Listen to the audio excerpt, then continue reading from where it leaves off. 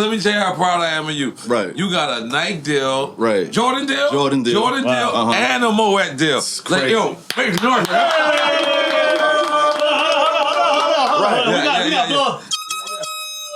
So, describe to people who's living under a rock. Right. What exactly is you do? We are legendary. We already said you from Queens. We doing like the behind the scenes. It's not behind the scenes. Okay. But just describe to people, what's going on in your life. Man, so I'm a professional BMX athlete. Right. I ride bikes. I'm jumping over everything. Manualing, popping wheelies, all of those things, bro. Right. And I took that from just a love and a hobby and turned it into a career. Wow. I've been pro for 15 years, man. Wow. What age did you start riding? I started riding when I was about 4 years old. Wow. But I started taking BMX serious around like 12 years old. Wow. And I turned pro at 18. So how does a person turn pro? Like for people that's sitting around riding a bike right now and just having fun. Right. How does a person that's doing that say, yo, you know what, I can make money off of it and I could be doing what Nigel's doing? Right. So there's two different ways to go about it. You can ride in like traditional contests, compete and whatnot, or you can just be doing your thing outside, like video. Like social media now plays an impact. Social media plays a huge role into it. And you'll find different companies, or companies will find you to have a chit chat, and if you're worthy, if it's right, if the opportunity makes sense, they sign you up. Right. So then how does one not only get a BMX lifestyle, but then you got hey, let's pop about Ace. Don't embarrass me out here. We out here golfing. Hold on, man. Yeah. I just came off the 9-hole, man.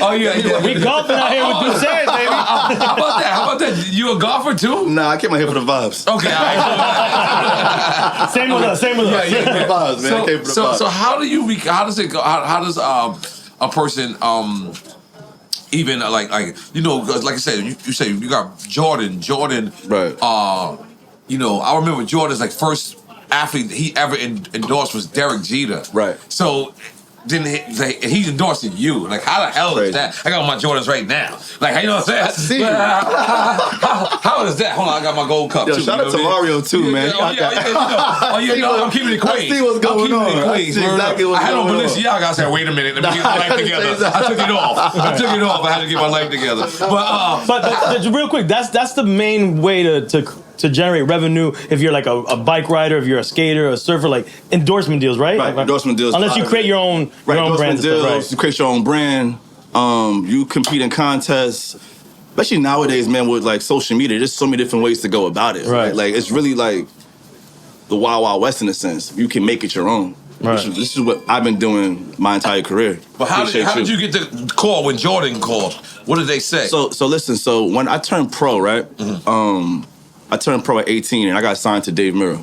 So for those of you who don't know who Dave Mirra is like the Jordan of BMX. You know what I mean? Like he's the godfather. He's the biggest BMX rider of all time, in my opinion. God rest the dead, you know what I mean? Like bless his soul. Right, bless his soul and all that. So he signed me when I was 18 and I got signed to Nike a couple months later.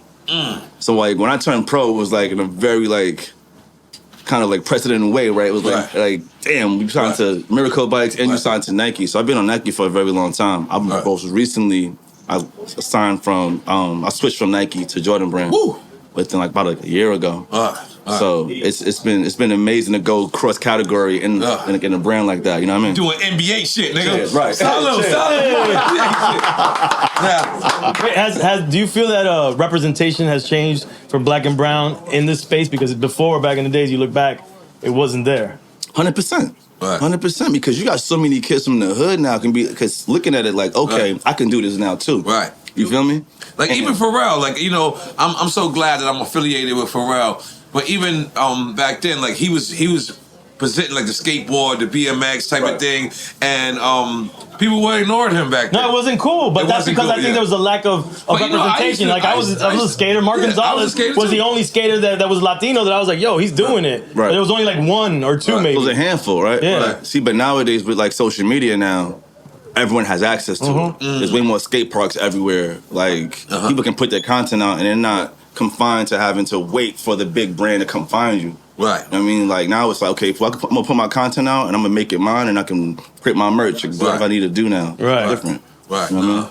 It's a beautiful thing, man, to see. And then, like, not only that, I was just so proud because it's like coming from Queens, two of our biggest brands that is so weighed on us and so heavy on us is Nike, and then it's Moet. Like you from Queens, like, the drug dealers, like they always had Moet, and I looked and I was just, I always see, I follow you, obviously. Appreciate that. And I support you. I don't get to see you a lot, but I'm sitting back and I'm like, this guy really is living the dream of a Queens kid. If when you have a Nike/Jordan deal, that's dope, and a Moet deal, like, and you're doing what you actually love to do. Right. I'm mad proud of you, bro. I'll be honest, man. I'll be honest. I be rooting for you. I'm like, go ahead, boy. You know what I'm saying? I be seeing, and you still be driving. You still the crazy shit with you. You still go to the city. You still like hit the parks and still do the tricks. But my thing is, cause I be sitting there like I be thinking like you gonna get hurt. Like I be like, yo, so why do you still do that? Is that something you have to do to keep your skills sharp? I mean, yeah, like I still love riding my bicycle. At the end of the day, like this is what got me here. Like I was out riding yesterday. I was in front of the FTX arena. Like, oh wow, look at my shin right now. Oh God bless. God bless. I was out there getting busy yesterday, so wherever I'm at, like my bike is usually with me. Also to your point, right? Like when you said like the whole Nike thing and like the Moet thing, I remember like being a kid in the hood, like growing up in Laurelton, and like pulling to the stoop, and like the older heads was out there, following my Moet, chilling, fresh Nike fit on, you know what I mean? So I'm just following tradition in a sense. You feel me? Like that's what it is to me. You know what's crazy? Moet is so much of a Queens thing. I feel like that was a part of the outfit. Like I swear to God. Like I swear to God. I feel like and I can say that now because Jay is doing business with Moet. Because I'm an ace guy. You know what I mean? But yeah, like Moet was really like, it's really like, even to now, like yesterday I was drinking Moet, right, Mr. Lee, and it really like I promise you, I hate to sound like an alcoholic, but it tastes like regular Kool-Aid. You know how how you how you so used to it? I was so used to it that it's like it was going right back to drinking Kool-Aid. But how is that? Like, you know what I'm saying? Like, nah, it's wild. Yeah, it's wild, man. Like it's crazy, right? So I think it was June of this year. I went out to Paris for Fashion Week. I was just about to bring up Paris. I seen you out there. Yeah, I was out there doing that, and Moet invited me to the Chateau out in Epernay. And that was a vibe because they brought me to like the cellars. You got to see the process of how they bottle, how they store, how they age the Moet. You know what I mean? And then they had this amazing like chateau with like 10 bedrooms, marble everywhere, chandeliers, like wow. So they had this entire experience, which is so crazy, man. Right. So just again to think about it, like being a kid riding around my hood, watching like the older cats and the hustlers like pop Moet or be in a club, whatever the case is, get to work with a brand like that, and now I'm in France, like actually bombing with that brand and building. It's an incredible opportunity. You know what I mean? Yes. And your passion got you there. You didn't have to do something else to get bike to riding. Right. You feel me? Yeah, like, it's crazy. Yeah, yes. Yeah, come on. Sit them down. Come on. Let's do it. Cover boy. I hate to immediately ask somebody phone over here. I hate to immediately ask both of y'all this question. What's up? But it's a hot topic right now. Okay. And people are saying that two of our gods in hip hop come on now. are not relevant. I think the word relevance is being used in the wrong way, to be honest. I can answer that very easily, but I wanna start with you being you walked in. They're saying that I don't know how. I mean, I kind of understood what Boosie was trying to say. Oh, you already know why I went. It's not you can't. The word Jay-Z and relevance is gonna always be right. You know, to me, hand in hand. Like, so he's definitely relevant because of what he does for the culture, where he constantly moves. But for me, Nas is on the charts. Right. He doing this nonstop too. He just won a Grammy. Both of them, exactly. So both of them definitely relevant to me. Right. Now come on. Right. I mean, listen, we sitting here drinking Ace of Spades, right? That's right. What are we talking about? You know what I mean? I feel like Dream Chance is one of the biggest shows in the world right now. Right. You know what I mean? So we're here doing that here. Yes. And then Nas is Queens, man. So like, I mean, come on, he's dropping albums, dropping music. Like, how could we sit here and say he's not? See, I'll answer the question like this, right? In different people's worlds, relevance, like, and like, listen, right now, I can go to a Jamaican concert, right? And there might be 30,000 people saying that. N.O.R.E. is not relevant. Right? Because I'm not saying, yeah, blood clot. Where you going? Yes, yeah, you know what I'm saying? That's exactly how they say it. You know what I'm saying? Come on, bro. Come on. Sorry to all my Jamaican fans out there. Yeah, come on, Jamaican fans, I'm sorry. You don't know you love the yard. You know what I'm saying? But what I'm trying to say is, they would say, like, if I was to drop my old music, they say that's not relevant right now, right? So they're right.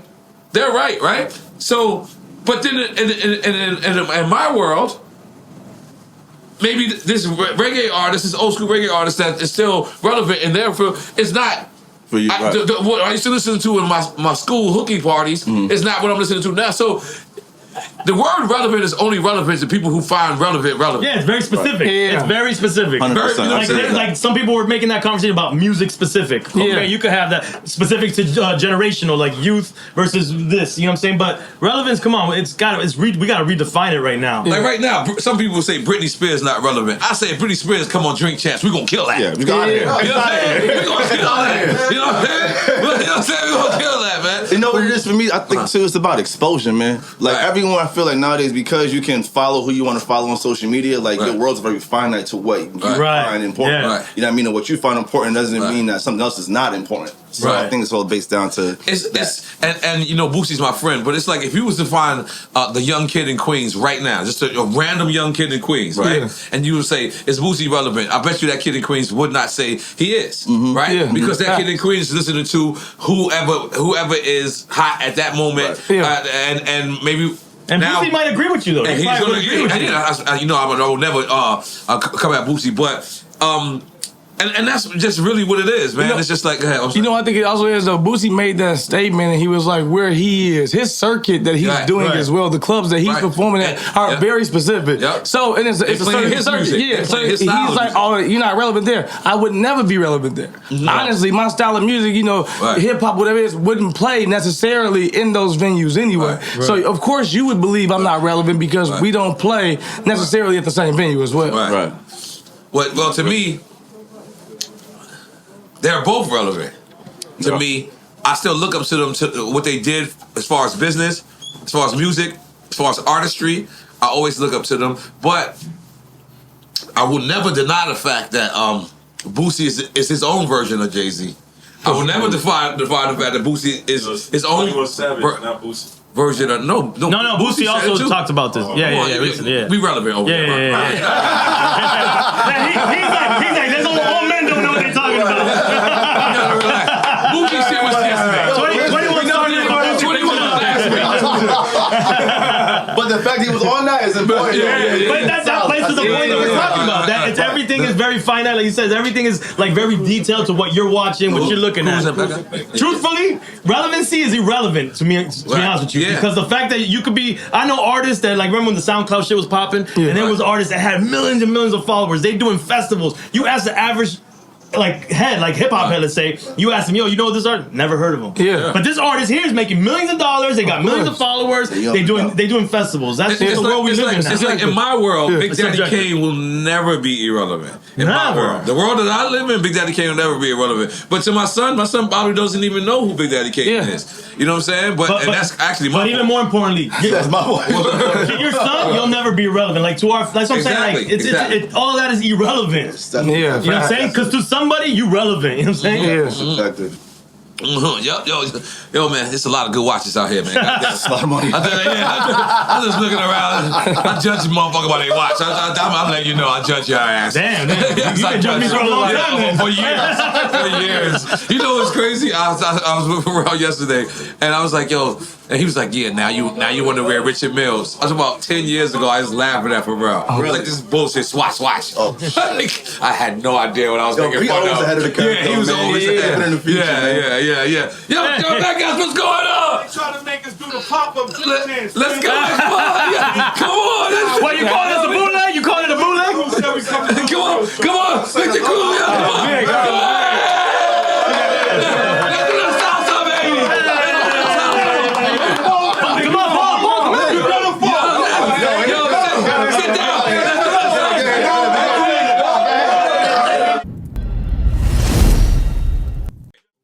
know, man, it's going down.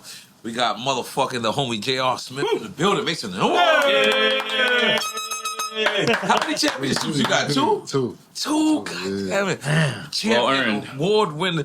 But I gotta ask about this famous play. It's this famous play. Everyone thought you were high. You know what play I'm talking about? Yeah, I know exactly what you're talking about. Why you high? I gotta ask. No, I wasn't high. You high? Why they think that though? Nah, he was locked in. Spur of the moment. Right. The ambitions was there. The passion was there. You wanted it. But so you saying that means you look high? No, Gary. Everyone blames it on Hennessy and they blame it on weed. It had nothing to do with Hennessy or weed. Nothing to do with Hennessy or weed. Okay, explain this play. Tell us. So what happened was, normally in a situation for us, if the game is close, you get an offensive rebound. That means we get a second chance. We're gonna call timeout, organize something, get the ball back in Brian's hands. Right. So in this case, we got the ball. I brought it back out. I'm waiting for somebody to, call timeout or something. Right. So nobody did nothing. So I'm like, all right, bet. We in a good situation. I'm going to bring the ball back out. Right. Turns out we wasn't. We wasn't in a good situation. But it is what it is. I mean, I take that far. If that's what it was, what caused us to lose the series, all right. I mean, they only had KD, Stephen, Clay, and Draymond. All right. Do you miss playing ball? Yeah, of course. That's my first love. Yeah, that's my passion for sure. Yeah, absolutely. 100%. Coming from Newark, coming from Jersey, that upbringing and getting to the big league, and then moving on to college after your career. Yeah. How important was that to you? I mean, honestly, I thought about it a lot. Like my earlier years coming into the league, like I was like, I'm always gonna go back and get my degree and whatever. Yeah, that was fire. You know what I mean? After year 6, 7. You just went straight from high school. Yeah, straight from high school. Wow. So like after like year 6, 7, 8, 9, 10, I'm like, oh, that shit dead. Like I ain't going back to school. I'm done. Like, you know what I mean? My mom was like, boy, don't even worry about it. I ain't tripping on that degree. So then after after my career and after shit started getting slow as a hooper, I was trying to figure it out. My man Ray Allen hooked me up with some real knowledge of self and being more self-aware. And after that, it was just over. You did it for yourself. Yeah, for sure. And that was so dope, man. I mean, that was so dope because so many of our youngsters, they think that is the end all be all. Like you become a rapper or you get in the NBA. Yeah. And then our goals are so limited. Like what you did was so honorable. Like I always wish I had your number to just call you and say how proud we were as a community because you made it to where you made it. You had your rings already, and then you went to college. That was so honorable. Like let's just make some noise for that again.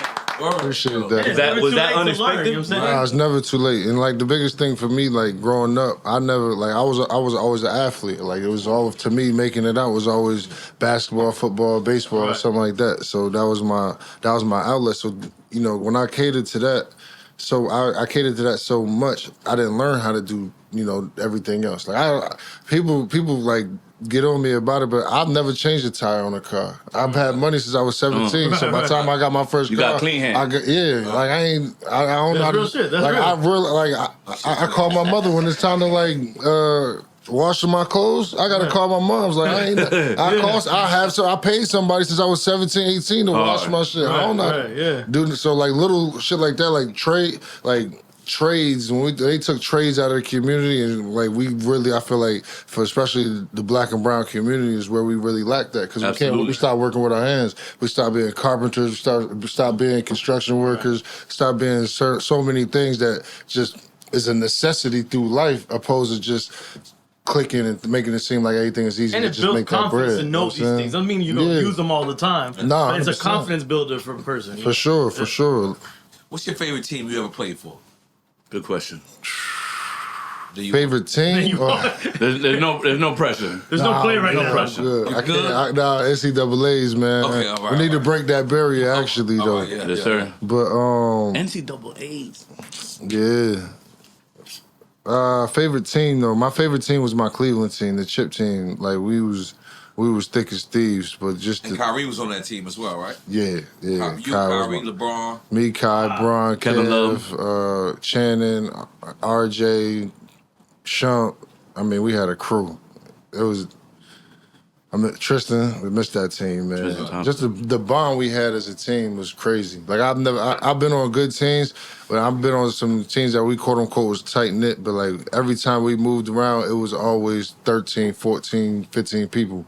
And, you know, for us, that was saying something, because you always catch teams, people click up, you see 2 people like here, you see 3 there, you see 1 there, you see 2 there. But for us, when you seen one of us, 9 times out of 10, 14 other people's about to hit that corner. You know what I'm saying? So that was powerful for me. But obviously playing in Jersey was like, or playing in New York at the Garden was crazy. Being from Jersey, my pops was a Knicks fan. I grew up a Bulls fan, but when I had an opportunity to go to New York, I was like, oh yeah, I got to do that. Absolutely. Yeah. That's hard. Oh man, that's hard. That's hard. You know, Paul, you already gave him your Jersey spiel, right? No, I told him I'm from State when we was eating dinner lunch. I had to, but because tell him on air, goddammit. No, as a Jersey, we always get the love as far as hip hop and life in New York and West Coast, and the vibe is always alive. In Jersey, always feel like we gotta fight for it. Right. You know, we don't get the props as far as so many people have said. But as far as anybody that I see, you know, I gotta introduce myself and just make it right. But as far as an athlete coming out of high school and touching back to hip hop. What was your music? What was your influence? Soundtrack of how did you get going to who you are and what you are? Man, I'll never forget it. My coming out party was my sophomore year. I was playing football at the time, and they put. What year is this? Just so we. This is 2002. 2001. That Flesh of My Flesh. DMX. X. DMX. The anthem and all that coming through. Bro, when you came through the tunnel in the high school, like, that was crazy. We thought we was the Bulls when you heard that. Like, that's what, to us, you know what I mean? It was like, you thought we was gonna have a whole fight, and it was obviously just a basketball game or just a football game. But like, coming up, for me, it was always X. That was like the first CD I ever bought. Real talk. DMX was the first. So the whole team was on the same vibe. Yeah, we had in Jersey, Central Jersey, I call it. We got different, people from different sides of the tracks or whatever. So we had this crew called the Ridge Ave crew. They thought they was like The Rock, and we had another crew that was like D Block, and you know what I mean, we had some young cats named after young, you know what I mean, it was just young kids wilding out, but that's how it was, and like we really love the music more than anything. Nas, obviously, N.O.R.E, man, y'all was like gods to us. So when I see y'all, I mean, I pay homage to y'all because, me coming up, that's what I mean, that was the motivation. But what was the worst team you ever played for? Oh, man, New Orleans, my first year. The Warriors? New Orleans. Pelicans. We won 18 games my rookie year. Was that the Hornets at the time? Yeah, the next year we drafted CP. The first year was 2004, we played out. We won 18 games. We get the lottery pick. Hurricane Katrina happened. We moved to Oklahoma. Wow. We draft CP. CP come, ball out, rookie of the year. Next year after that, my third year coming in, I get traded to Denver. I said, I got traded to Chicago for a cup of coffee, then they sent me to Denver. I went to Denver, me and Melo started rocking out that first year. That's when we got into that fight in New York. Yeah. And, we traded for AI. And center court. Yep. When Melo, and it was everywhere. Yeah. Yeah, that's there. How do you feel playing with AI? Oh, man, I loved it. I mean, you play with a lot of people. There's a lot of experience that you have under your belt outside of your own talent. But how is that? LeBron got to be your favorite, though. How's that chemistry? Huh? LeBron got to be your favorite. To play with? Yeah. J. Kidd. Woo! Jason Kidd? Yeah. Because, like, Bron, it's different, man. And I don't mean there's no disrespect to Bron, obviously, but, like, J. Kidd was a point guard. You know what I'm saying? Like, J. Kidd, he distant. Yeah. J. Kidd literally trying to get 20 assists. He ain't trying to score nothing. Right. For me, he changed my mentality immediately because he told me, like, listen, if you are in better shape than everybody else on this team, I'm going to get you at least 6 to 8 points a game. And I was just like, he was like, now listen, it may not seem like a lot, but you get 6 to 8 points just from me a game. Right. That's not on top of 2 or 3 Whatever, threes. Your own hustle. Your own hustle. We gonna run some plays for you. You gonna get to the free throw line. And I was just like, damn, he like really broke the game down for me. And like that's when I was just like, okay, and this is how I go about running a second unit or whatever else. You know what I'm saying? He really taught me the game. So for me, he was probably one of my favorites. That's dope. And if you could do anything over, what would you do over? Or nothing. If I could do anything over. Honestly, if I could do anything over, that fight in New York. With Melo? Yeah, me and Melo got into that fight in New York with Nate and I don't even know dude's name no more. Dang. Shit got ripped. Nah, for real, that's crazy. Right. But I feel like because at that time, me and Melo was one of the highest 2 scoring duos in the league. What league y'all? What team y'all was playing? Denver. Denver. Yeah, Yeah, we was in the Western. So Melo was averaging like 35 or something like that. He was going to higher scoring. He didn't make the playoffs. What was the beef over? Oh, Isaiah Thomas. He just got mad because we was running the score up, and he ain't like George Cross, so they had a whole intertwined beef, and we as players got caught up into some bullshit that we had nothing to do with. Right. So, but that's just the way this shit go. Because like I said, me and Melo was one of the highest scoring duos in the league at the time. So for me, that's perfect timing for me. Contract year's about to come up. We talking longevity. All right, we paying duos up. Right. Like that plays a major part. We trade for AI. I go to the bench. Like shit play out different. Right. But I don't look back at it. No regret. A regret. It's just like if I could take something away, then I would take that away because for one, that shit cost me a shit ton of money. Word. On immediately, but just my whole image went down after that. Like people just started looking at me like, oh, he's a real thug, or that. You know what I'm saying? I remember that time. You know what I mean? Sticking up for your teammate. You know what I'm saying? When nowadays, it's cool for stick up for your teammate, but then it's like, oh, okay, you doing too much, or this and the third is like, all right, bet. Yeah, that's crazy. One of the things that I remember the most about you after career-wise, I mean, not to take nothing away from what you've done, is when you made a comment about spending 30 grand in a strip club instead of helping somebody with a scholarship or doing something to the community. I like to touch base on community outside of athletes and your goals. So how was that important for you to get to that point where you said, you know what, I could do better, and I'm available, so I can do better. Right. I mean, that's for me, because I've been on a different program, right? I've since walking out of high school, like I was just gifted a fame, money, whatever. You know what I'm saying? But the community supported you anyway. Right, the community supported me anyway. But for me, it wasn't about the community. It was more. I was so focused on me and what I had going on. It wasn't even. I wasn't. You think because you were so young and it was all happening so fast? Yeah, that and it wasn't like it wasn't like we had people. I didn't have people to look up to be like, oh, okay, bet this is how you go about doing the X, Y, and Z. Being a professional, doing it, you know what I mean, a certain type of way.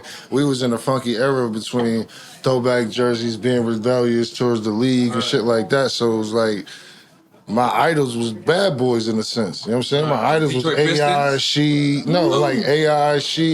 Zebo, like those type dudes, like, because to me, like, I'm not going to sugarcoat what I got to say just to make a buck. So to me, those was always the realest ones. So I always attracted to people who kept it real. Like, we ain't gonna bullshit, you ain't gonna, you know what I mean? I'm not gonna sit here and say X, Y, and Z just for a check. Absolutely. You know a product of your environment. Yeah, 100%. Do you say missing college was a bad thing, or like didn't help you mature, growing into that part of the culture with being rebellious? I would say yes and no, but it's all dependent on the right situation. You know what I'm saying? Like, everybody don't have the same experiences when they go to college. Some people just even get even more babied and catered to even more. You know what I'm saying? Right. So honestly, if you depending on the situation, I think it'll mold you any kind of way. But for me, I'm glad I did what I did because I got to learn it ASAP. Like, I got to do what I wanted to do anyway. Faster, you know what I'm saying? Like, my boys went to school. They went to school 3-4 years, play in the league 2-3 years, 3-4 years, and then out the league. Like, bro, I've been in the league this whole time and played another 5-6. Yeah, like, you know what I'm saying? Like, I ain't had to go through no bullshit. There's some coach talking about, oh, because you ain't make the run around the track in a certain amount of time, are we not gonna play this or that, or playing some weird games and shit. Like, I ain't got time for that. Like, college coaches, for one, they got too much power.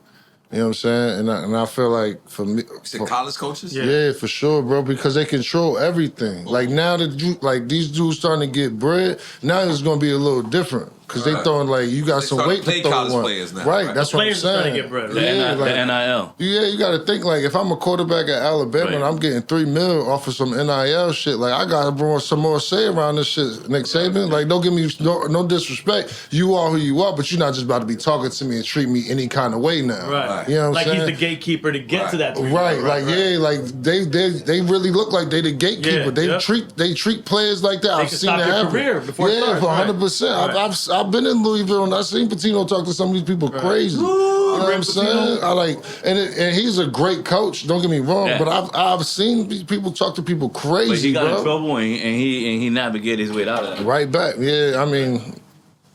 But anyway, outside of that, so being that you're now, would you go back to like the big three? Would you still stay active in the sports sense, or how do you feel about your own, being? For me personally, I wouldn't play in the big three. No, you're good. Shaq said the same thing. Why? Just because it's not the same as what I'm accustomed to. You know what I'm saying? Like, it's not like I'm a 5-on-5 dude. Like, I'm full court. Like, I hoop. Like, 3-on-3 and all. That's like a workout for me. Like, we do that to like stay in shape and stuff like that. So for me, it's just not as appealing as what I'm accustomed to. Other than my last year, 5 years? 5 years? 4 years. I played in the finals. Well, out of 6 out of the 5 years of my last year of my career, it was in the finals. You know what I'm saying? Some hard shit to say. Nah, for real. But you know, it's funny. And No, it's it's facts. But it's funny because, and I seen Draymond say this the other day on one of his shows. Like, it's hard to, like, people's getting after him because it was like hard for him to get up for certain games. Like, well, bro, you 4-60 something and you just came from 5 straight finals. It's hard to get up for a game. You know what I'm saying? Let alone you already getting paid X, Y, and Z. Like, that shit, it's hard to keep that thirst and whatever. But yeah, man, like that, I love the game and I love to play. But for me, I get more joy out of it just going to the rec and go running. Yeah, That's your own preference. Yeah, pick up. Like because then at that point I could be me. Like I'm not going into the situation where like, listen, man, you shoot corner threes, you play defense. Like, you know what I mean? He get 30, give him the ball. Like, listen, bro, I ain't here for that no more. I'm 37 years old, bro. If I want to hoop, I would go hoop. So is this the rumor that everybody in the NBA burns? Bud? Is it true or is it not true? I mean, I'm sure not everybody. Yeah, I mean, it's like anything else. Everybody don't do it because some people, it's just not good for some people. You know what I'm saying? Like, some people, like, alcohol just not good for them. You know what I mean? Some people just can't do either one. You know what I mean? So, but a lot of us do for sure. Because a lot of us come from that community. You know what I'm saying? People don't realize, like, when you sit there and say, oh, a lot of the NBA players smoke. Yeah, a lot of us black too. Like, a lot of us, like, we come from, you know what I mean? That's our culture. Yeah. You know what I'm saying? And that don't make us wrong or indifferent, but that's just what we do. Right. You know what I'm saying? Affect the game, so. Right. In the bubble, which is crazy to me because they saying, oh, the numbers were so amazing, this, that, and the third. All right, cool, but y'all was letting everybody smoke. That's you know what I'm saying? Right. Because y'all made it so crazy for us when we was like, during my career, like, it was the worst thing ever. Oh, if you would have been caught with Bud. Yeah, I got suspended 5 games for that shit. Wow. You know what I'm saying? Wow. Like, as far as a moral perception or just being professional? Like smoking weed and just being like, oh, you filed? I failed drug tests. Yeah. So I was in a program for a while, and I was failing drug tests. Like I wasn't like, bro. People don't realize like when you got talent. First of all, like for me, it's hard for me because I understand the God given ability that I got. From where you're from. From where not only from where I'm from, but just in my being. Like I'm very gifted. Like I hate to say it, but I can go out here and play damn near scratch golf, go play ball and go bowl and damn near roll 300 and then do like I'm very gifted at this. Absolutely. I can't do none of that so shit. When people when people like try to underplay, like make it seem like you don't know your talent. No, I know my talent. You're scared of my talent because you keep limiting me in all facets of what I can do. You just trying to keep throwing me in this box. Okay, you this. No, I can do this, and that. Right. I'm 6'6". I'm 6'6" and one of the most athletic. I can handle the ball. I can shoot. I play defense. You can't sit here and tell me as a basketball player archetype you want to make somebody like me. Yeah. So other people just try to limit, like, oh, nah, you didn't play to your abilities, you didn't do this, you didn't do that, you did that. Man, listen, I did everything I could do within the restrictions that they gave me. You won the 6-man award? That's it. Yeah. Yeah, absolutely. Absolutely. That itself is also an achievement for being in the league and in the league players, and there's only a lot of players in a certain amount of teams coming off the bench, playing that role, being the leader, being a mentor and a student, and winning. Yeah, and I got suspended a lot of games too. People don't even realize that shit. Like, and got suspended. Like, and it's fucked up because I don't like to glorify it as like something I'm proud of, but it's like I was standing up for what I believed in. Right. You know what I'm saying? Like, I'm not gonna sit here and let you just treat me any kind of way, whether it be coach, player, GM. We gonna talk. Like, either you like it or you don't. But you're gonna respect the fact that I had to say what I had to say. You're not just gonna get it off on me like that. Right. Were you one of those people that the teams turn to or the coaches turn to speak on that statement on that vibe, or were you just outspoken? I was more outspoken. We had other dudes in there for that because when it got to me, it wasn't really that good. Too late. Yeah, it was too late. Like, it wasn't as healthy for me because I didn't really know how to communicate my frustrations at times. You know what I'm saying? That goes back to what I was saying. So missing the college part and going straight from high school as a young man and maturing. You think that's the gap to be able to articulate? How do you feel that space was? No, I don't think it's that space because again, I've seen multiple dudes go to college and still haven't developed that. It's just I think it's more development as I think we as the culture got to do a better job developing that as in one another. You know what I'm saying? As me as a vet, my job is to make sure whoever following me don't do none of the dumb shit that I did and put them in a better position than what I had. You know what I'm saying? That's just what a vet is supposed to do. Now, if I can't do that, if I didn't do that, then I failed. That's just no ifs, ands, or points about it. You know what I'm saying? So when I see my young boys out here going to get a bag, I'm proud because I know I did something right. I put him on the right direction. He like, all right, bet. You know what I'm saying? Whenever he see me, he know for sure. Like, yo, good looking, bro. Respect. You know what I'm saying? I don't never want to be in a position when one of my men see me and they in a worse position, like, damn, fucking with this nigga. Nah, I ain't never gonna be the case. You seen the Lakers documentary?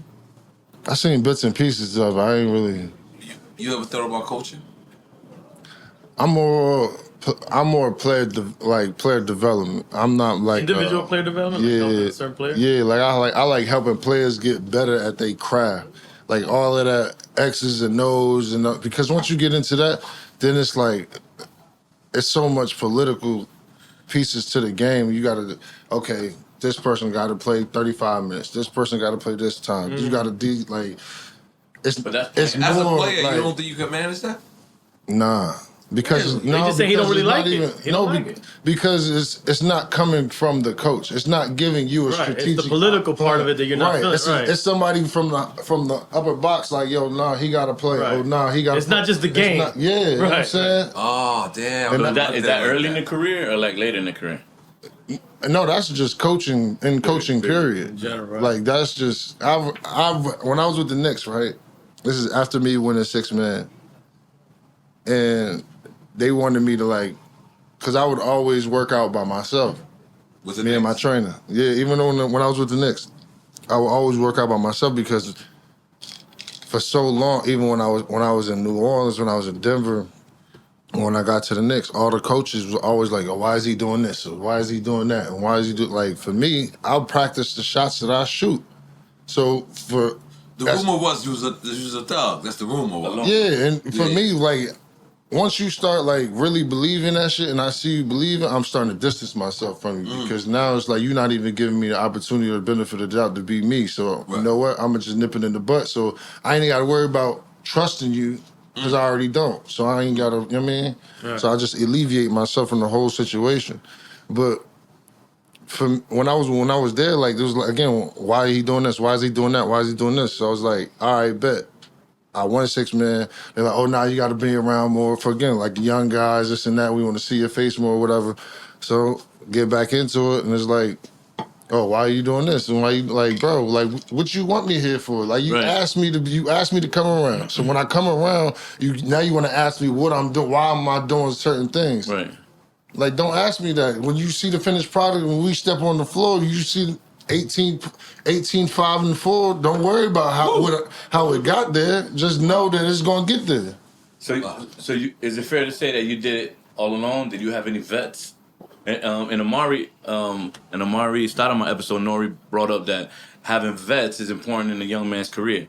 Yeah. So how do you feel? Like, who was your vets and get you to that point that you just said, doing the 18, 5, and 4?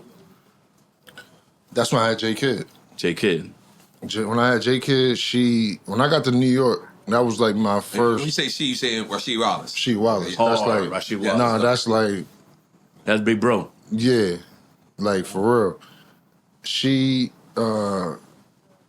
J Kidd, Kurt Thomas, Marcus Camby.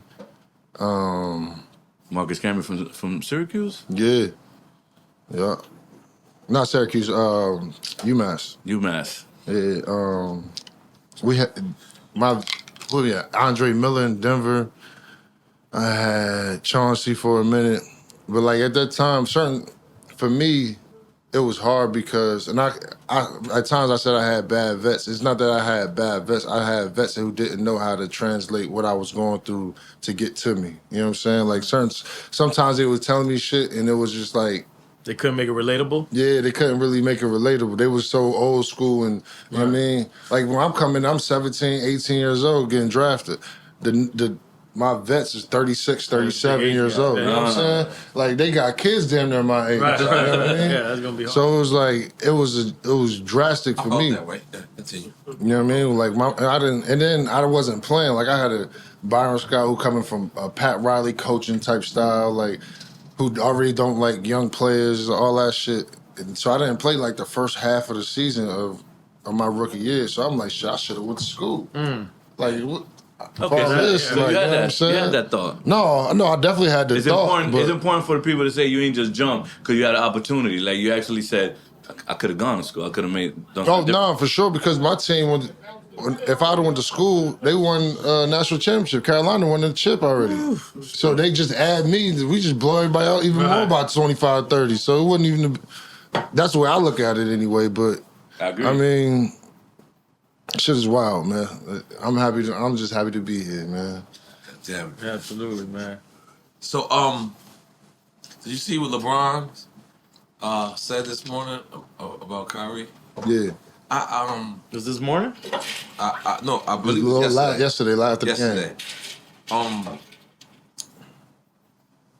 I think that makes LeBron one of the like most prolific athletes, right? Because I'm gonna tell you this: Muhammad Ali was cautious of what he was saying, and he actually did it. Like LeBron is at the level where he don't have to even say nothing. Do you agree? Like, or what do you think? He don't have to say nothing. No, he got to. I mean, for us, he is saying something, and that's beautiful. Oh, what did he say? No, he just was like, "Yo, look." He's like, "Look at this Jerry Jones picture." You guys made a whole issue about this Kyrie thing, and Kyrie really didn't really say nothing crazy. All he did was post a link and say, "I know who I am." Meanwhile, Jerry Jones is in a picture with a mob of people not letting black students in. Early. A mob of white students not letting a couple of black students in the school, and no one's bringing that up. That's crazy. No, it's not even the fact that they're not bringing it up. They brought it up. Yeah. It's just that they shoved it up. We letting it slide. Right. Like that's my only thing. Like we the most forgiving culture there is. Or are we numb to it? We also nothing can happen because Jay-Z went on record, not to cut you off, with the NFL when he said we don't shine shoes no more on the NFL before like 3 years ago about Kaepernick and the whole situation. What else can we do? You're right, and since then now it's Jerry Jones. What else can we do? Like it's there. What the fuck is my bottle? Yes, it fell in. Oh shit. You just let my bottle fall in. What the hell a friend of you, bro? How's it his fault? I did it. I'm supposed to stop it. I don't know what the fuck I'm pouring at this point. What the fuck? It's good. It's our. You get H2O.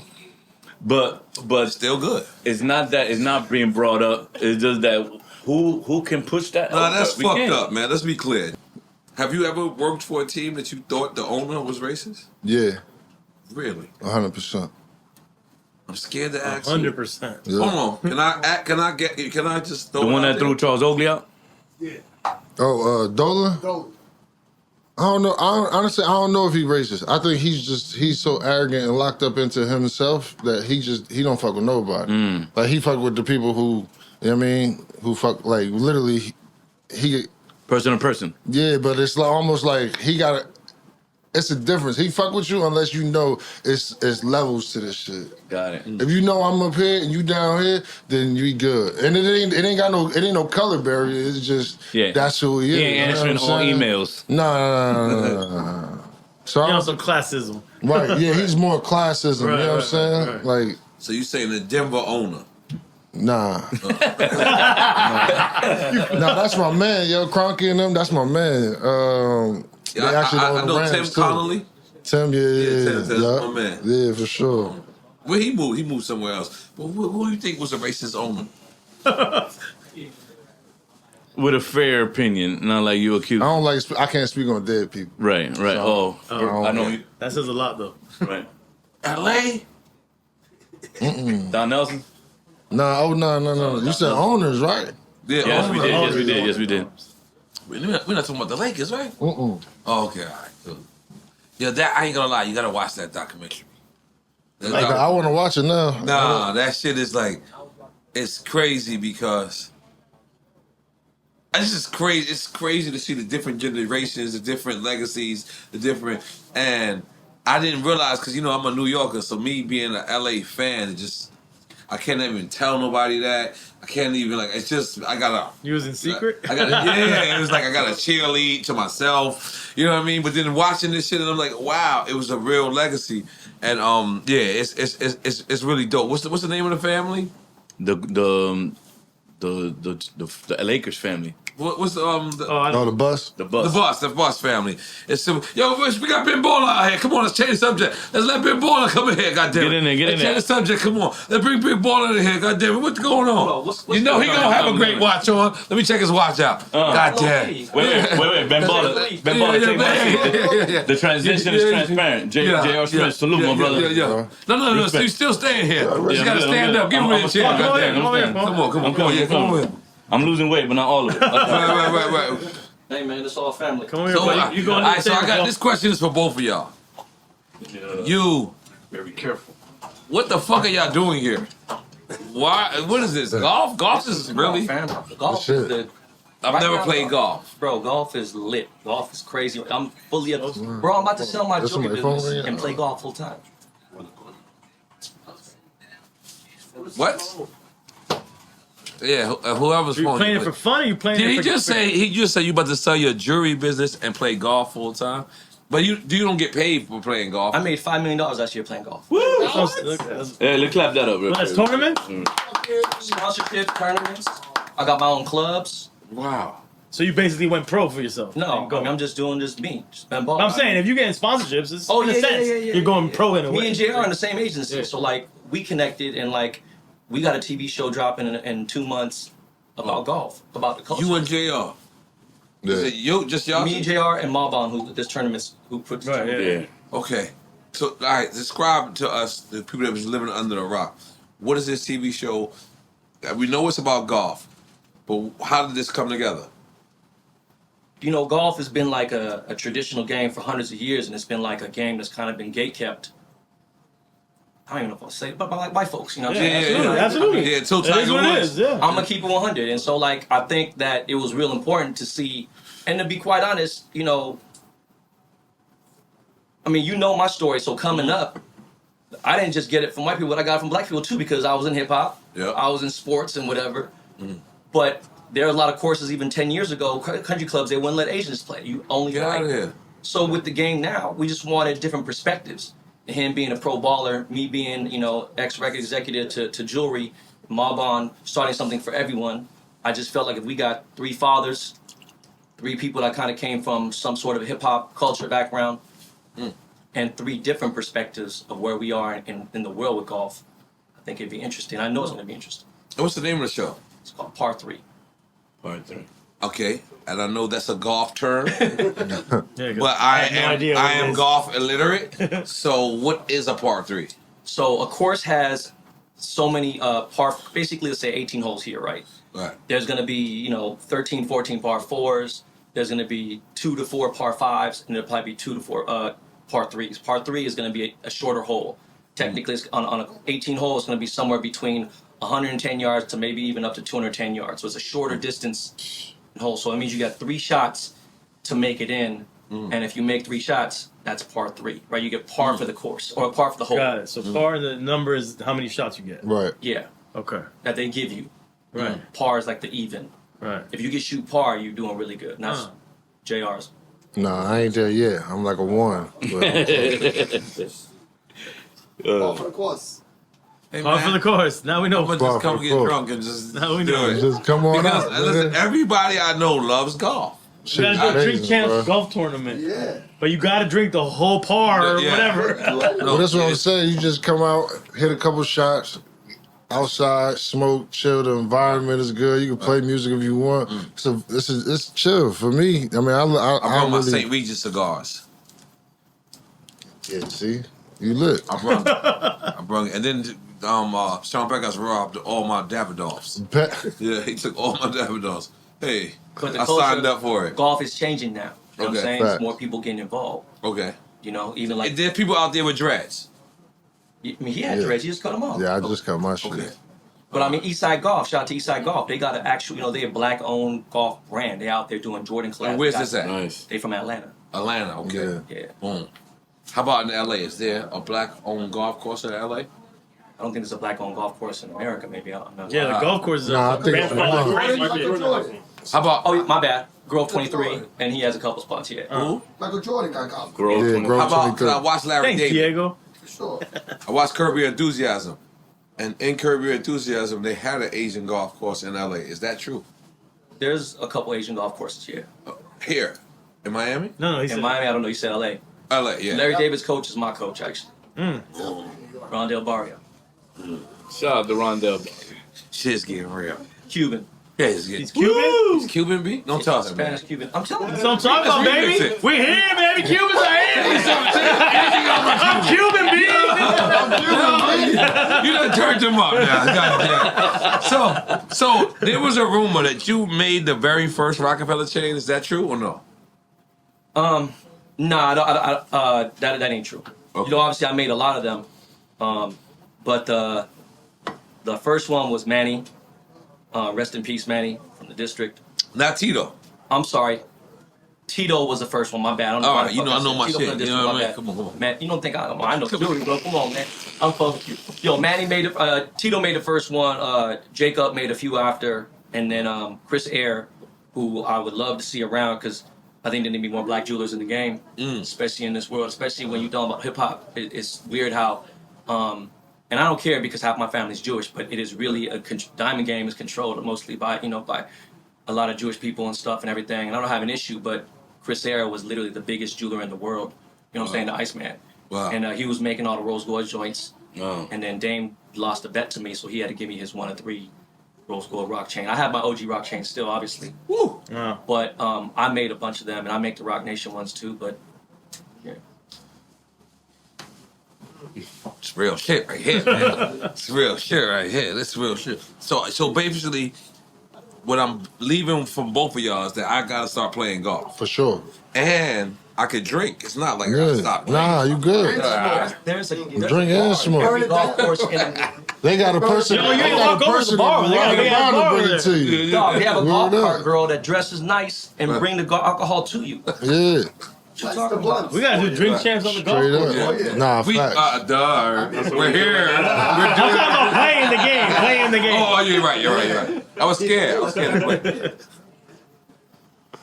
Scarface every year invites me to his tournament where they give us 150,000. It's not 150,000 in money. Nice. It's in like whatever. Like it's like the travel and all this crazy shit. And I downplay it every year because they say you have to know how to play golf, and I don't. But I'm gonna do it. That shit, I heard he nice too. No, yeah, I heard you. And is that a pleasure for you? Like after you retire? Because I mean, me and you spoke about it earlier about the thrill of you just walking through, and you saying that golf is one of those pleasures for you. Yeah, for sure. Yeah. Yo, what is Hell the yeah. allure? Is it a calming thing? Who the hell put you on the golf? Moses Malone, rest in peace. Yeah, big Moses Malone, man. I was playing at Rashard Lewis's golf outing in Houston. His first foundation event was a golf outing.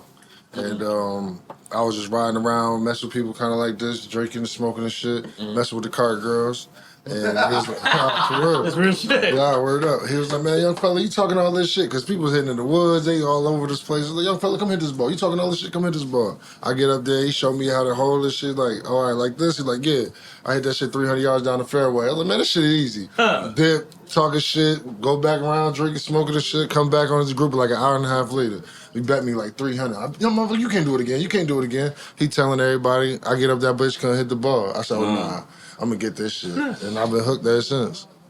So like that Adam Sandler story you got there. He keep 100. He being humble. Yeah. Because we got Tiger Woods with our agency. We got the best golfers in the world with our agency, right? Nah, fact. And I play with JR, and I play with some of the best people on earth. I played my first PGA Pro-Am last month, and I've seen the best in the world. Me and JR played yesterday.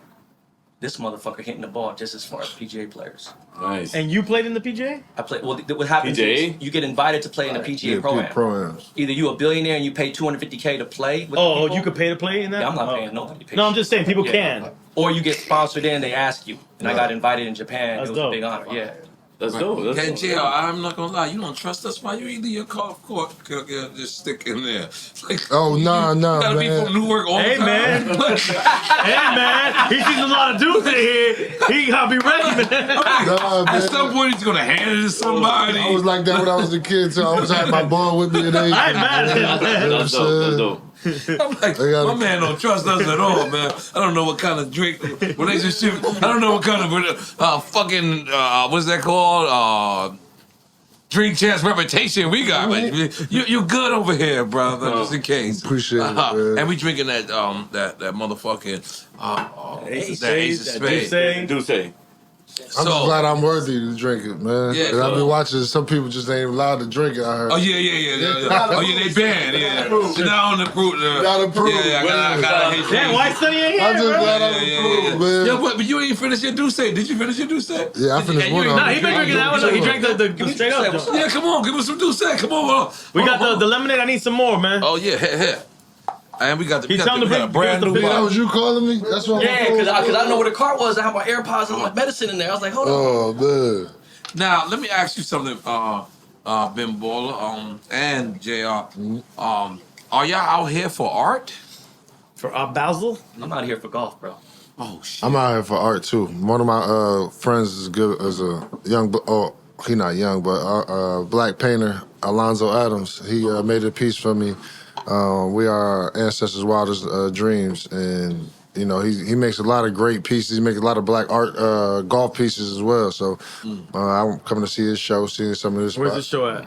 I'm not really sure, honestly. I wish I'd be a better promotion for him. I could have he's given him a out here in shout Art out. Basel. But yeah, out here in Right. Art Basel, yeah. From Jersey too, so. Even better. Respect, you know what I'm So saying? he said, Oh, don't forget he's from Miami too, bro. I just want to put it out there, bro. Claiming Jersey. You Jersey, 100%. Yeah. He can only go so far. No, see, he's from Cali, he's from New York. Now we date Cali, baby. Stop it. So, Cali amazing. What's wrong with Cali? there's nothing wrong with No, Cali. I was born in LA. But LA Jersey's dude, always too. fighting. Yeah, for We sure. always fighting. We always Yeah. trying to get ours, you know what I mean? But when you said we all are our wildest Salud, ancestors, that's one of Salud, the bro. greatest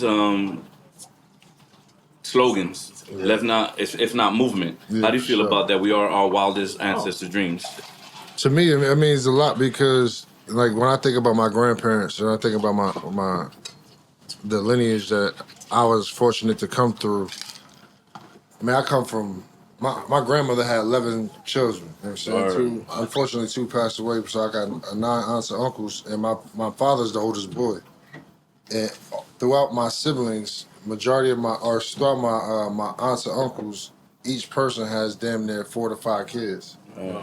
From that 4 to 5 kids, one of those, throughout that, each individual within that has at least 2 to 3 or 4 kids. So my cousins' family is crazy. Right. You know what I'm saying? So that's what I come from. So when we do events and shit like that, like I actually see it now. Like I see me having kids. My daughter's just 14, 5. So I got 2 14-year-olds, 5 and 4. Like I remember at that point in age, being 14 years old, seeing my uncles, seeing my dad around my age, you know what I'm saying? So it all started hitting to me when I started thinking about my grandparents, like, damn, where was they at? What was they doing at this point when they was 35, 36, 37 years old? What was they going through then? You know what I'm saying? I think about some of the shit that I'm so fortunate to be complaining about now. What was they fighting for just to walk down the street without being spit on or whatever. You know what I'm saying? I think about that and I was like, I think about how fortunate and blessed I am to continuously do shit that matter and mean something to people to where at least my grandparents and people even, further than that that's connected to me, a better lineage going forward. You know what I'm saying? Because we all came from, especially if you black and brown, you came from some type of hell to get to where we at right now. Right. And for them people who sacrificed and fought all the way died, whether you came over on a boat or you was already here, and you went through that bullshit to be able to still, come up to where we at now. Shit, that's a blessing in disguise. If anything. What was his name again? The artist? Alonzo Adams. Shout out to Alonzo Adams. Yeah, my dog. You know what's great about JR though? Like one thing I learned on this plane trip over here, talking to him, because we both I'm sponsored by major golf brands worth billions of dollars. And the first thing he had mentioned to me about the whole sponsorship, he a huge advocate for he want to put golf in the hood. Because if you think about it, right, a lot of people out there just don't, they probably have the physical and athletic ability. Absolutely. They just don't have the resources. The access. Ain't no problem, that's for sure. Or don't think it's cool. Or don't think what it's I'm cool. saying is they don't think it's cool because that's the first thing. Well, that's access. If you don't have access, you're not going to think it's cool at all. And I kind of could have had access, right? But I was like, man, no bitches. You want blood? Yeah, for sure. Ain't no pussy fucking playing golf. Absolutely. And so once I figured it out, I was like, well, first of all, I'm married, so I don't care about that no more. Okay. But we came out here, I had a reason to come. Rest in peace, Virgil's event last night to go see my man. And rest in peace. Usually come out here for Basel, but I've been coming to Miami for the last 30 years. So it's How Can I Be Down since way back. I've been coming out here. And everything, right? So like coming out here now, just vibing with JR yesterday, I'm about to buy a crib here now. There you go. You late. You should have been bought. Well, welcome home, motherfucker. I mean, bro, I used to fly here just to fucking... Like Budden Kendall. Yeah, we've been here. I used to fly here just to go to Puerto Sagua, you know what I'm saying? Just Yes, we was there yesterday. So we need a golf community. We need a golf class. Yeah. But that goes for Hispanics and Latins and everything too. It's not accessible. I just hit the ball. I just hit a par none. I hit a par none. No, I don't think it was that bad. That was terrible. I don't think he did that bad, bro. Yo, that shit went. It went. Yo, I don't know. Let my man live, bro. I can't remember his name, but the CEO of Marvin. Steven. He set me up. He said, "You want to hit the ball?" I said, "Nah, I never hit it before." He said, "Nah, hit the ball." I said, "Do you have anything in your pockets?" He said, "No." I said, "Okay, hold my phone and my wallet, like I'm some shit, right?" And I hit that ball about 40 feet, and I was like, "Give me my fucking phone and wallet back." But shout out to Steven because he set me up for it. Good peoples, man. That's my dog. Good peoples. I mean, look, I love it out here. I've always loved it out here. I used to have a chick out here in Fort Lauderdale. Shout out to Dade. They always say that. Broward County. I fuck with it out here. I'm married now. I'm just saying, like, I just love the vibe out here. The air, something about it out here. It's amazing. For sure. Now, JR, one time, I forget what team it was, but y'all was at Club Live. And y'all was surrounded by your own teammates. And this was an ill moment because they was like, yo, we knew that y'all were there, but y'all wasn't taking pictures. You remember what I'm talking about? Yeah. What? Because I forget, was it what team was it? This was Knicks. This was me, Stat.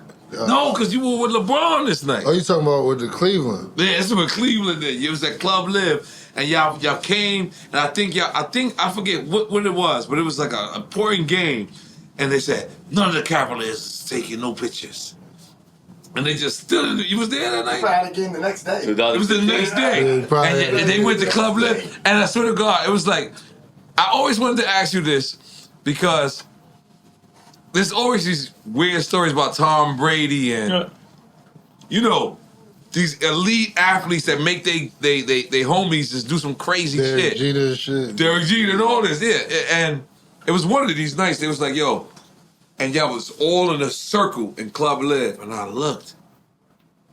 And I was about to, and they was like, no. They said, no one's taking pictures. So I said, oh, shit. I just sat back. And I swear, I think it was the Cavaliers. It could have been the Lakers, too. I'm being honest. You laughing. You know, like, so I always thought this was like this crazy shit. Because they, like, I speak to Tom Brady. He's like, teammates, and they be like, yeah, Tom made me wake up at 3:30 in the morning. Like hazing, like some hazing shit? No, like I'm gonna make you great shit. Some Kobe shit. Yeah. You know, damn, but you know what I'm talking about, right? 'Cause I go like 15 different stories from there because of the Kobe shit. But you like, is that how it is sometimes? Like, Yeah, for sure. right. 100%. Y'all just, I love that though. Yeah. Like, it's crazy. Like, that's what I miss the most. Like, shit like that. Like, the brotherhood of it all. You know what I'm saying? Like, you get the... Because when you out there with them more than you with your kids. Like, I know these dudes more than, like, my ex now, but I mean, my wife at the time, like, I knew them better than I knew her. You know what I mean? Yep, like, I'm with y'all every single day. Like, we go to your room, I'm going to my room, 2, 3 in the morning. Like, man, we waking up, yo, we going to get coffee. We going to eat. We like non-stop. And that shit really builds it either really builds a bond with people, or just really like spending too much time with people. Be like, yo, bro, you hate them. Your energy can go that way. You know what I'm saying? Like the military, like That's being in dope. the trenches, like it's the same. Nah, That 100%. camaraderie is special. Yeah, that's just Was you on the subway in New York with Cleveland? Yeah. How was? Why did y'all I take the convinced subway? them to take the subway. Oh, you took the subway. Yeah, because I was trying to get back to the room, bro. That went viral. That moment went viral with the whole team walking into the subway in New York. Yeah, because they don't understand. Like, bro, you taking the bus in the city, like, this shit is all. First of all, we staying way uptown, so when we got to go back downtown. Then for the game, we're gonna have to go back downtown and then go all the way across town to get to EWR. Yeah, what we doing all this traveling for? No bus It take service, 5 minutes to get on the train. And over there, like, nah, bro, they gonna start tripping. They gonna trip anyway. You might as well take the train. They gonna say you a regular person at one point in time in your life. Nah, no shit. So 15, 6'5" dudes walking into the subway. 6'8", 6'9", 7 What was it, the train to the Barclays too? Word. That's dope. You know what I remember? Yeah. Yeah. That shit I was think y'all dope. did it first, or maybe and then he did it after. I'm not sure. Nah, I think he did it first. He did it first? Yeah. Okay, all right, cool. It was dope because I'll definitely call him. he was sitting next to a old girl who really didn't know who he was. Oh, yeah, that that shit was was Oh, fire. the white lady. That was hard. That shit was fire. Yeah, that was hard. Oh my God, that gotta be hilarious. Further, look at y'all. Y'all make that moment, the contact. LeBron, look away. You laughing, and she's like, I don't want none of y'all. It's crazy because you really think, like, to me, I'd be like, man, everybody know this motherfucker. And so the few people in this world who don't, they just be like, yo, you serious? Like, you know, like, that's crazy. It's fire. You ever played against Jordan? Nah. Well, in golf, yeah, but not on the court, yeah. That was a nice floss too. Yeah. That was golf floss. Nah, ain't no floss. He kicked my ass. In golf? Yeah. You ever played against Kobe in the game? In the game, yeah. Dusted me. He got me. So I'm going to tell you a funny story about Kobe, right? So Byron Scott is my coach my rookie year. And Byron Scott, like, he mentored Kobe coming up. You know what I mean? That was like Kobe OG. So it was on the same team. Yeah. So we didn't shoot around, and day before we had practice one day, and then we played on the next night. So they all day long, man. Listen, you gotta stay down on the pump fake. This and the third, stay down on the pump fake all day. Shoot around day before the game, like all day long. Stay down the pump game, mean don't jump. Stay down on this pump fake. So again, I'm 18, checking in the game. It's cold. I'm still like, damn, it's cold. Like, you know what I mean? I still got the, like, not the jitters, but like, oh, shit. But if you're 18, he only been in the league for 3 years. To you? Like, huh? He's been in the league a couple years if you're coming in after him. Nah, Cole was like 9, 10 years when I When you came in? Yeah, he was 96. Oh, shit. Yeah, hell yeah. Shit, he was longer than that. Damn. Mm-hmm. Yeah, so, of course, as soon as you get the ball, 2 dribbles right, pump fake, I jump. Foul him, N1, knock it down. Bro, when I tell you this shit happened in like probably all of 18 seconds. I think they just got the ball up, kicked it to him. This is like literally the first play from him when I checked into the game. And sub took me right up. Oh, shit. It was like the most young boy shit I've ever seen in my life. I was just like, damn. But it's crazy because, like, if you know Cole, playing against him, his shot face was like he going, he's shooting this shit. Oh, he shoot. Oh, fuck. Then you gotta foul him, but you just can't let him get the shot off. It's like, fuck.